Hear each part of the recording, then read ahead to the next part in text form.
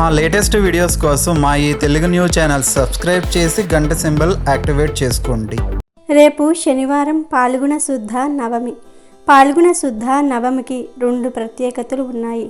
ఈరోజు రాఘవేంద్ర స్వామి వారి జన్మదినాన్ని జరుపుకుంటారు.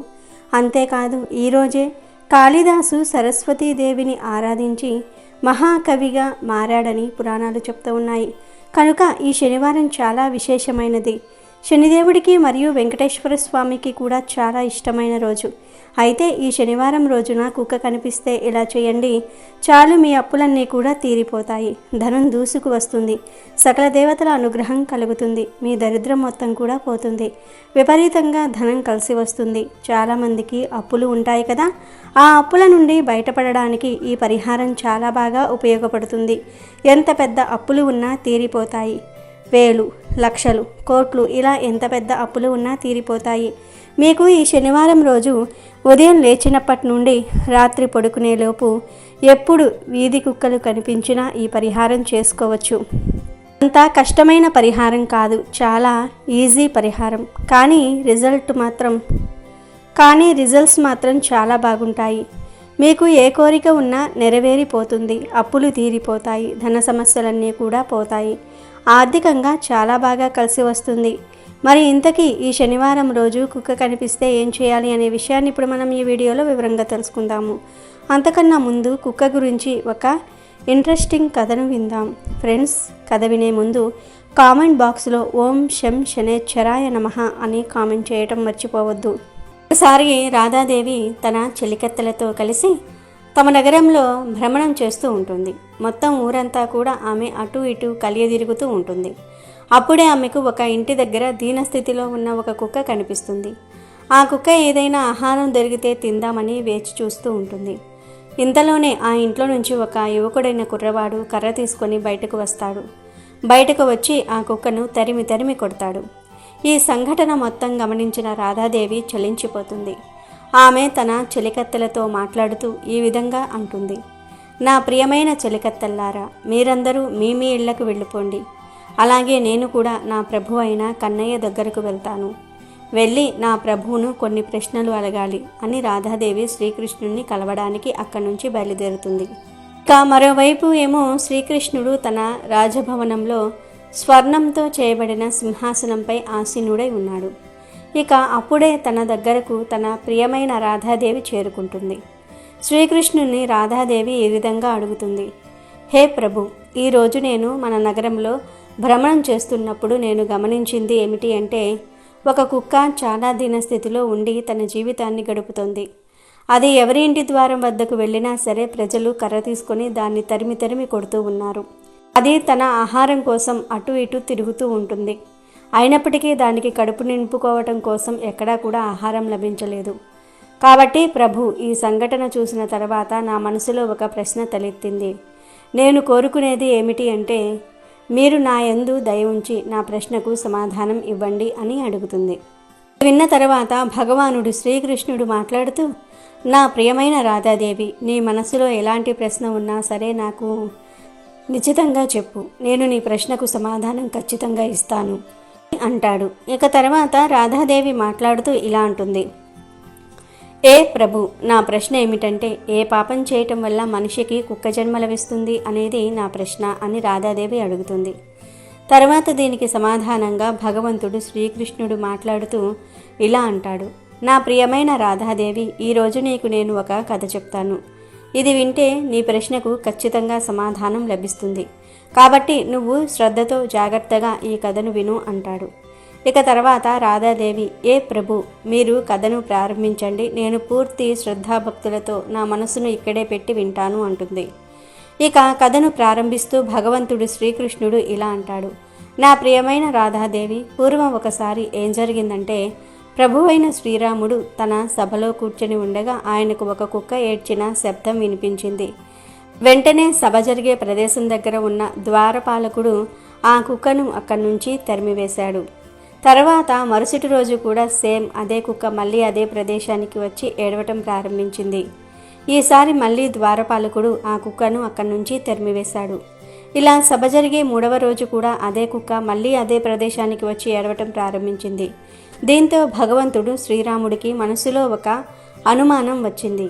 ఈ కుక్క రోజు నా దర్బార్ జరిగే ప్రదేశానికి వచ్చి ఎందుకు ఏడుస్తుంది అని ఆలోచించి భగవంతుడు శ్రీరాముడు ఆ కుక్క ఏడుపుకు కారణం ఏంటో తెలుసుకోవాలి అనుకున్నాడు.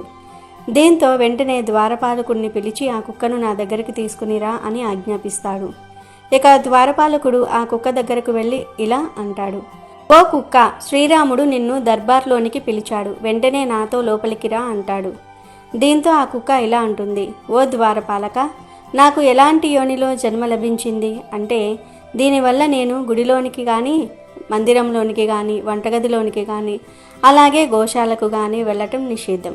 కావున నీవు లోపలికి వెళ్ళి రాముణ్ణి స్వయంగా నన్ను కలవడానికి ఇక్కడికి రమ్మని చెప్పు అని చెప్తుంది. దాంతో ఆ ద్వారపాలకుడు కుక్క చెప్పిన అన్ని మాటలను వెళ్ళి శ్రీరాముడికి వినిపిస్తాడు. ఆ మాటలు విన్న శ్రీరాముడు తానే స్వయంగా ఆ కుక్క దగ్గరకు వెళ్ళి ఆ కుక్కతో ఇలా అంటాడు, నువ్వు ప్రతిరోజు నా దర్బార్ బయట నిలబడి ఎందుకు ఏడుస్తూ ఉన్నావు అని అడుగుతాడు. ఇక కుక్క మాట్లాడుతూ శ్రీరాముడితో ఇలా అంటుంది, ఓ ప్రభు, నేను ఎలాంటి తప్పు కూడా చేయలేదు. అయినా సరే ఒక సాధువు నన్ను రాయితో కొట్టాడు. ఇందువల్ల నా కాళ్ళు విరిగిపోయింది. నా కాళ్ళు విరగటం వల్ల నాకు నడవడానికి చాలా ఇబ్బందిగా ఉంది. ఈ కారణం వలనే నేను రోజు మీ దర్బార్ దగ్గరకు వచ్చి ఏడుస్తూ ఉన్నాను అని చెప్తుంది. ఆ కుక్క యొక్క బాధను చూసి శ్రీరాముడికి కూడా చాలా దుఃఖం కలుగుతుంది. దీంతో శ్రీరాముడు తన ద్వారపాలకుడిని పిలిచి, ఓ ద్వారపాలక, వెళ్ళి వెంటనే ఆ సాధువు ఎక్కడ ఉన్నా సరే అతన్ని వెతికి పట్టుకొని నా దర్బార్లోనికి శీఘ్రంగా తీసుకొనిరా అని ఆజ్ఞాపిస్తాడు. వెంటనే భగవంతుడు శ్రీరాముడి ఆజ్ఞ మేరకు ఇద్దరు ద్వారపాలకులు ఆ సాధువు ఇంటికి వెళ్తారు. అక్కడికి వెళ్ళి సాధువును పట్టుకొని భగవంతుడి శ్రీరాముడి దగ్గరికి తీసుకుని వస్తారు. ఆ సాధువు అక్కడికి వచ్చాక శ్రీరాముడు మాట్లాడుతూ ఆ సాధువుతో ఇలా అంటాడు, ఓ సాధు పుంగవ, ఇది నిజమేనా? నువ్వు ఆ కుక్కను రాయితో కొట్టావా? ఇందువల్ల దాని కాలు విరిగిపోయింది.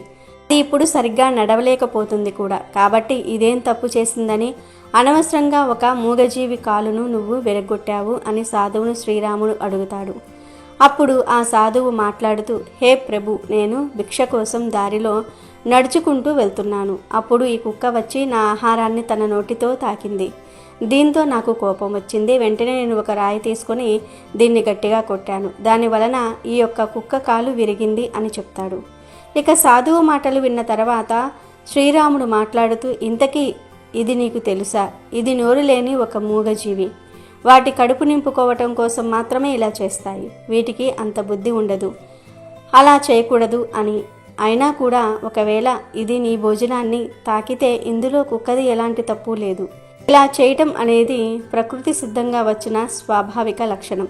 అలాగే ఈ మాత్రం దానికి మీరు ఈ కుక్కకు ఇంత పెద్ద శిక్ష వేయటం సరైనది కాదు. తప్పు చేసింది ఇది కాదు, తప్పు చేసింది మీరు ఒక సాధువై ఉండి కూడా ఈ కుక్క కాలును అనవసరంగా విరగొట్టారు. కాబట్టి మీరే ఎందుకు అపరాధి అవుతారు అని శ్రీరాముడు అంటాడు. ఇక ఆ తర్వాత ఏం జరిగిందో భగవంతుడు శ్రీకృష్ణుడు చెప్తూ, హే ప్రియమైన రాధాదేవి, భగవంతుడు శ్రీరాముడు ఆ కుక్కతో ఇలా అంటాడు, ఈ సాధువు నీ పట్ల చేసింది తప్పు, కాబట్టి ఇతనే అపరాధి అవుతాడు. కాబట్టి నువ్వు ఇతడికి ఏ శిక్ష విధించాలి అనుకుంటే ఆ శిక్ష విధించవచ్చు అని అంటాడు. భగవంతుడు శ్రీరాముడి యొక్క ఈ మాటలు విన్న ఆ కుక్క మాట్లాడుతూ ఇలా అంటుంది, శ్రీరామ, మీరు ఈ సాధువును ఏదైనా ఒక రాజు భవనానికి రాజును చేయండి అని చెప్తుంది. శ్రీరాముడు కుక్క చెప్పిన మాటను స్వీకరించి ఆ సాధువుకు మంచి అందమైన బట్టలు తొడిగించి ఒక గుర్రంపై కూర్చోబెట్టాడు. తర్వాత ఆ సాధువును తీసుకుని వెళ్ళి ఒక అందమైన రాజభవనానికి రాజును చేశాడు. ఇక ఎప్పుడైతే ఆ సాధువు రాజుగా మారి స్వర్ణంతో చేయబడిన సింహాసనంపై కూర్చుంటాడో అతనికి వస్త్రాలు కూడా రాజులు ధరించే వస్త్రాలు లభించాయి. ఇన్ని అద్భుతమైన అంగరంగ వైభవమైన సౌకర్యాలు పొందిన తర్వాత ఆ సాధువు ఎంతో ప్రసన్నుడయ్యాడు. అతను ఆలోచించటం మొదలుపెట్టాడు. నేను ఎప్పుడూ కలలో కూడా ఊహించలేదు నేను ఒక రాజు అవుతానని. ఈ కుక్క నన్ను రాజును చేసింది. నిజంగా ఈ కుక్కకు ఏమాత్రం తెలివిలేదు, ఎందుకంటే నేను దాని కాలు విరగొట్టాను. కానీ ఇందుకుగాను అది నన్ను శిక్షించడానికి బదులుగా రాజభవనానికి రాజును చేసింది అని అనుకుంటాడు. ఇక ఇది చూసిన అక్కడి ప్రజలంతా ఎంతో ఆశ్చర్యపోయారు. ఆ ప్రజలంతా కలిసి ప్రభువు శ్రీరాముణ్ణి ఏమని అడిగారంటే, హే రామ, ప్రభు, ఈ కుక్క ఆ సాధువుని శిక్షించడానికి బదులుగా అతన్ని రాజభవనానికి రాజుని ఎందుకు చేసింది? పైగా అతడు ఈ కుక్క కాలును విరగొట్టాడు కూడా అని అడుగుతారు. ఆ గ్రామంలోని ప్రజలు ఈ మాటలు అనటంతో శ్రీరాముడు మాట్లాడుతూ ఈ ప్రశ్నకు సమాధానం మీకు ఆ కుక్క మాత్రమే ఇవ్వగలుగుతుంది అని చెప్తాడు. అప్పుడు గ్రామంలోని ప్రజలు ఆ కుక్క దగ్గరకు వెళ్ళి దాన్ని అడిగారు, నువ్వు ఆ సాధువుతో ఇలా ఎందుకు చేశావు? అతన్ని శిక్షించడానికి బదులుగా అతన్ని నువ్వు ఒక రాజభవనానికి రాజును చేశావు అని అంటారు. వారి మాటలు విన్న కుక్క నవ్వుతూ ఇలా అంటుంది, మీరు నేను ఇలా ఎందుకు చేశానో తెలుసుకోవాలి అనుకుంటున్నారా? అతన్ని శిక్షించడానికి బదులు ఎందుకు రాజును చేశానని మీరందరూ ఇది వినండి. అన్యాయం చేసే రాజు మొదలుకొని ఇంటి ముందు భిక్ష కోసం వచ్చిన బిచ్చగాడిని తరిమి కొట్టే వ్యక్తి, అలాగే ఇతరుల సంపదను దోచుకునే వ్యక్తి మరియు పేదరికాన్ని చిత్రహింసలకు గురి చేసే వ్యక్తి మరణించిన తర్వాత వచ్చే జన్మలో కుక్కగానే పుడతాడు. ఇది సత్యం. ఇందులో సంకోచించవలసిన అవసరం ఏమాత్రం లేదు. ఎందుకంటే ఒక రాజే అందరికంటే ముందుగా పేదవారిని చిత్రహింసలకు గురి చేస్తాడు, వారి సంపదను అంతా దోచుకుంటాడు కూడా అని చెప్తూ కుక్క ఈ విధంగా అంటుంది, నేను కూడా గత జన్మలో ఒక రాజును. పేద ప్రజలను చాలా చిత్రహింసలకు గురి చేసేవాడిని, వారి కష్టార్జితాన్ని మొత్తం దోచుకునేవాడిని, అనగా వారు కష్టపడి సంపాదించిన ధనాన్ని మొత్తం దోచుకునేవాడిని. నేను కూడా గత జన్మలో ప్రజలకు చాలా అన్యాయం చేసేవాడిని, నిస్సహాయంగా ఉన్న ప్రజల భూమిని మరియు పేదవారి భూమిని అంతా ఆక్రమించుకునేవాడిని, నాకంటే కింది స్థాయి వారిని చాలా చిత్రహింసలు పెట్టేవాడిని. ఈ కారణం వలనే నాకు ఈ జన్మలో కుక్క జన్మ అనేది లభించింది. ఇక ఇప్పుడు నేను చేసిన పాపాలకు ఫలితాన్ని నేను అనుభవిస్తూ ఉన్నాను. ఇందువలనే నేను ఆ సాధువును రాజును చేశాను. దీనివల్ల అతడికి కూడా వచ్చే జన్మలో కుక్క జన్మ లభించాలి. అప్పుడే అతడికి కుక్క జీవితం ఎలా ఉంటుందో అనేది అర్థమవుతుంది. అప్పుడు అతను పొట్ట నింపుకోవటం కోసం ఎందరితో తన్నులు తినాల్సి వస్తుంది. అంతేకాదు మా కుక్కల జీవితం అంత ఈజీగా ఉండదు కూడా అని చెప్తుంది. భగవంతుడు శ్రీకృష్ణుడు ఇలా అంటూ, హే ప్రియమైన రాధాదేవి, వీళ్ళందరూ కూడా అలాంటి వారే. వీళ్ళు తమ పాపాలు పోగొట్టుకోవటం కోసం గంగలో మునుగుతారు అని అక్కడి నుంచి తిరిగి రాగానే మళ్ళీ పాపాలు చేయటం మొదలు పెడతారు అని అనగానే రాధాదేవి మాట్లాడుతూ, హే ప్రభు, అయితే గంగలో మునగటం వల్ల పాపాలు తొలగిపోవా స్వామి అని అడుగుతుంది. దీనికి సమాధానంగా భగవంతుడు శ్రీకృష్ణుడు నవ్వుతూ ఇలా అంటాడు, హే ప్రియమైన రాధాదేవి, గంగలో మునగటం వల్ల కేవలం ఇలాంటి పాపాలు మాత్రమే తొలగిపోతాయి. అవేమిటంటే తెలిసి తెలియక చేసిన పాపాలు మాత్రమే తొలగిపోతాయి, అంతేగాని కావాలని చేసిన పాపాలు అస్సలు తొలగిపోవు. అనగా ఇలా చేయటం తప్పు అని తెలిసి కూడా చేస్తే గనుక ఆ పాపాలు తొలగిపోవు. మరియు గంగలో మునగటం వల్ల ఇలాంటి మనుషులు మాత్రమే పవిత్రంగా మారుతారు. ఎవరి మనసు అయితే పవిత్రంగా స్వచ్ఛంగా ఉంటుందో, వారి మనసులో ఎలాంటి కుళ్ళు కుతంత్రాలు ఉండవో, చెడు ఆలోచనలు ఉండవో, అలాంటి వారు మాత్రమే పవిత్రంగా మారుతారు.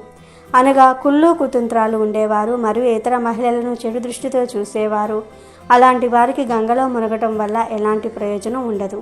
మరియు ప్రతి ఒక్క మనిషికి కూడా తను చేసే కర్మలకు ఫలితం అనుభవించక తప్పదు అని భగవంతుడు శ్రీకృష్ణుడు తన ప్రియమైన రాధాదేవికి ఏ పాపం చేయటం వల్ల మనిషికి కుక్క జన్మ లభిస్తుందో వివరిస్తాడు. కాబట్టి మీకు చేతులు జోడించి నమస్కారం చేసుకొని వేడుకునేది ఏమిటి అంటే, ఏ మూగజీవికైనా తన కడుపు నింపుకోవటం కోసం మనం ఒక పూట కూడా దానికి అన్నం పెట్టలేకపోతే దానికి కష్టం కలిగించే హక్కు కూడా మనకు లేదు. కాబట్టి నోరు లేని ఏ మూగజీవికి కూడా హాని కలిగించకండి. అనగా ఏదైనా కుక్క కానీ లేక ఇంకా ఏదైనా ఒక మూగజీవి కానీ మీ ఇంటి ముందుకు వచ్చినప్పుడు దానికి అన్నం పెట్టలేనప్పుడు దాన్ని కొట్టడం కూడా చేయకండి. ఎందుకంటే అది కూడా ఒక జీవం ఉన్న ప్రాణమే, దానికి కూడా నొప్పి అనేది ఉంటుంది. నొప్పితో అది విలవిలలాడుతుంది. అంతేకాదు ఆ భగవంతుడు అందరి పాపాలను కూడా ఒక కంట కనిపెడుతూనే ఉంటాడు. కర్మఫలం అనేది అనుభవించక తప్పదు. ఇక వీడియోలోకి వెళ్లే ముందు ఫ్రెండ్స్, మీరు ఇప్పటి వరకు ఈ వీడియోకి లైక్ కొట్టకపోతే వెంటనే లైక్ కొట్టండి. అలాగే మా ఛానల్ను కూడా సబ్స్క్రైబ్ చేసుకోవటం మర్చిపోవద్దు. కుక్కలు చాలా విశ్వాసం గల జంతువులు. మూగజీవులన్నిటిల్లో కుక్కలే చాలా మంచివి.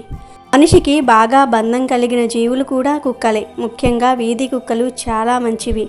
వీధి కుక్కలు ఆ వీధుల్లోనికి దొంగలు అపరిచితులు రాకుండా చూసుకుంటాయి. ఒక విధంగా ఆ ప్లేస్ను వీధి కుక్కలే కాపాడుతూ ఉంటాయి. కావాలంటే గమనించండి, వీధి కుక్కలు ఆ వీధుల్లో నివసించే వారిని చూసి మొరగవు.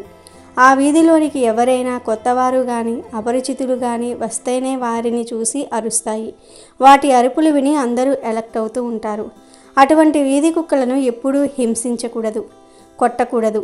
అంటే కొన్ని కుక్కలకు పిచ్చెక్కి అందరినీ కరుస్తూ ఉంటాయి. అలాంటి కుక్కలను కాదు, మంచి కుక్కలు ఉంటాయి కదా, అటువంటి మంచి కుక్కలను ఎప్పుడూ కూడా కొట్టకూడదు. కొడితే శనిదేవుడి ఆగ్రహానికి గురి అవుతారు. ప్రత్యేకించి శనివారం రోజు వీధుల్లో మీకు కుక్కలు కనిపిస్తే ఆ కుక్కలను పిలిచి చక్కగా ఆ కుక్కలకు లేదా కుక్కకి పాలన్నం లేదా పెరుగన్నం పెట్టండి. అంటే అన్నంలో పెరుగు కానీ పాలు కానీ కలపండి. అలాగే ఆ అన్నంలో కొన్ని నువ్వులను మరియు చిన్న బెల్లం ముక్కను కూడా కలపండి. ఎందుకంటే నువ్వులు మరియు బెల్లం అనేవి శనిదేవుడికి చిహ్నాలు. అన్నంలో నువ్వులు బెల్లం కలిపి ఆ అన్నాన్ని కుక్కలకు పెడితే శనిదేవుడి అనుగ్రహం విపరీతంగా కలుగుతుంది. మీకు ఉండే అప్పులు తీరిపోవాలంటే ఖచ్చితంగా ఇలా కుక్కలకు అన్నం పెట్టాలి. నువ్వులు బెల్లము అన్నంలో కలిపి ఒక కుక్కకు లేదా కుక్కల గుంపుకు పెడితే జాతకంలో ఉండే కొన్ని రకాల దోషాలు పోతాయి. తద్వారా మీకు ఉండే ఆర్థిక సమస్యలు పోతాయి, అప్పులు తీరిపోతాయి. ఈ పరిహారాన్ని ఈ శనివారం మొదలుపెట్టి వరుసగా 7 శనివారాలు చేయండి. చేస్తే ఖచ్చితంగా 7 శనివారాల్లోనే మీకు ఉండే సమస్య తీరుతుంది, మీ కోరిక నెరవేరుతుంది. కనుక అందరూ కూడా శనివారం రోజు కుక్క కనిపిస్తే ఆ కుక్కకు అన్నంలో నువ్వులు బెల్లము కలిపి పెట్టండి. మీరు ముందు అన్నంలో పాలు కానీ పెరుగు కానీ కలిపి ఆ తర్వాత నువ్వులు బెల్లాన్ని కలిపి కుక్కకు పెట్టేయండి. ఆ కుక్క తిన్నంతసేపు జస్ట్ అక్కడ నిలబడండి చాలు. ఇలా 7 వారాలు చేస్తే ఖచ్చితమైన ఫలితాలు వస్తాయి, అప్పులు తీరిపోతాయి, ధనం దూసుకు వస్తుంది.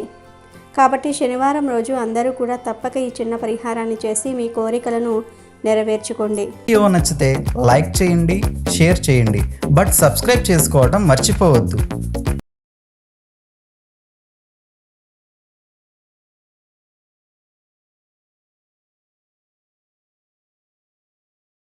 అమెజాన్లో బెస్ట్ డిస్కౌంట్స్ కోసం వీడియో డిస్క్రిప్షన్లో లింకు ఉంది, చూడండి.